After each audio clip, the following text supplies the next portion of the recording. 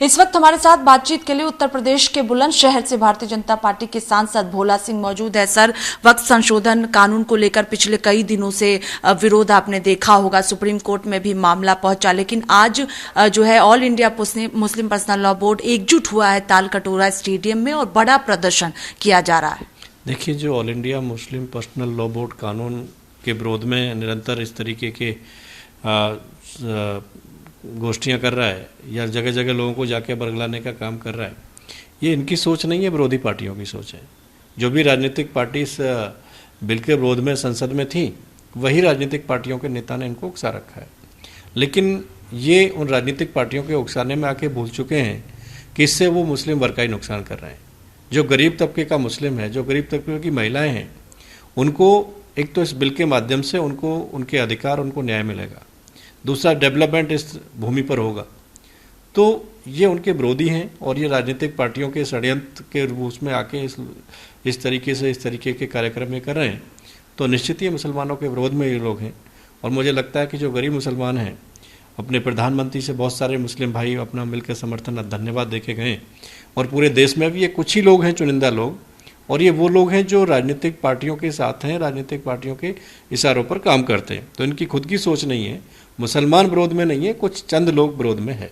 लेकिन बड़ी संख्या में तालकटोरा स्टेडियम में अलग अलग जगहों से जो मुस्लिम समाज के लोग हैं वो पहुंचे हैं। इसके अलावा कई विपक्षी सांसदों के भी पहुंचने की वहां पर संभावना है। देखिए, इसमें जो विपक्षी सांसद हैं या विपक्षी दल हैं, वो पूरा ऑर्गेनाइज इस कार्यक्रम को कर रहे हैं। वो अपने वहाँ से वो अपने लोगों को भेज रहे हैं, जो उनके मुस्लिम वोटर हैं उनको भेज रहे हैं, और उन लोगों के माध्यम से ऐसे कार्यक्रम हो रहे हैं। इसमें जो एक आम नागरिक मुसलमान है, एक आम इंसान है, वो इसमें साथ में नहीं है। वो मोदी जी ने जो बिल पास किया है उसके साथ में समर्थन में है। मामला सुप्रीम कोर्ट में है। सर, आपको लगता है कि इस तरह का प्रदर्शन होना चाहिए, विरोध होना चाहिए, एकजुट होना चाहिए, क्योंकि सुप्रीम कोर्ट लगातार इस पूरे मामले को सुन रहा है। फिर से एक बार सुनवाई 5 मई को होनी है।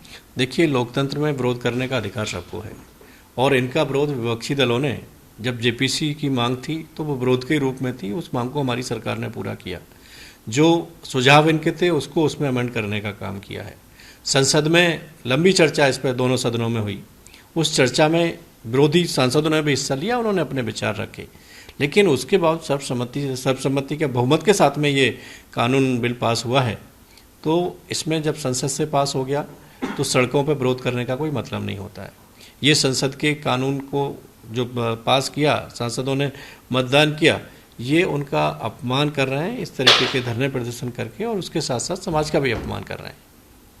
आखिरी सवाल है इससे हटकर कि वन नेशन वन इलेक्शन को लेकर पिछले कई दिनों से जो है वो बैठकें हो रही हैं। अभी परसों भी बैठक हुई है, आज जेपीसी की बैठक हो रही है वन नेशन वन इलेक्शन को लेकर। देखिए, देश में जिस तरीके से लगातार किसी न किसी राज्य में 5 साल में हर साल या हर 6 महीने में चुनाव होते हैं, उस चुनाव से जनता को विकास के कार्यों के लिए और जो एक पूरा तंत्र लगता है चुनाव कराने के लिए, उसको भी उसमें दिक्कतें होती हैं। ये बहुत अच्छा निर्णय हमारी सरकार का है कि एक साथ सब चुनाव होंगे तो 5 साल जो भी जनता सरकार चुनेगी उस सरकार को काम करने का मौका मिलेगा, राजनीतिक पार्टियों को अपने अन्य काम करने का मौका मिलेगा। नहीं तो निरंतर हर राजनीतिक पार्टी हमेशा अपने चुनाव में लगी रहती है, उससे धन की भी बहुत बर्बादी होती है, समय भी खराब होता है और विकास में भी बाधाएं होती हैं। बहुत शुक्रिया बातचीत के लिए। कैमरा पर्सन सचिन के साथ स्वाति पाठक, भारत समाचार, दिल्ली।